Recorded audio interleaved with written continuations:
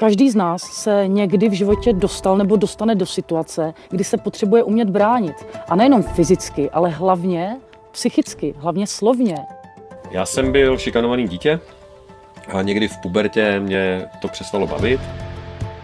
Chtěl jsem mít nějaký nástroj, metodu, jak se tomu vyhnout, jak se do těch situací nedostat, jak se prostě nenechat šikanovat. Že lidi zpravidla neví, co dělat v situaci, kdy je někdo obtěžuje. Tak prostě doufají, že to přejde. A ono to nepřejde, ono to bude jenom horší.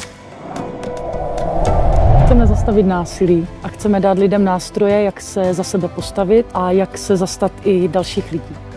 My vás naučíme dát i tu silnou ránu, ale v prvním kroku vás naučíme, jak se tomu násilí vyhnout tak, abyste tu první ránu vůbec dávat nemuseli.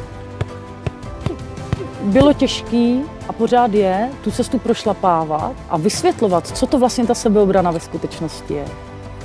Troufám si tvrdit, že jsme vytvořili osvětu kolem toho, co to je sexualizovaný násilí, co to je obtěžování. Já vlastně, dá se říct, každý den píšou lidi, ale já jsem byla v takovéhle situaci, někdo mě obtěžoval, sahal na mě a díky vám jsem se dokázala za sebe postavit.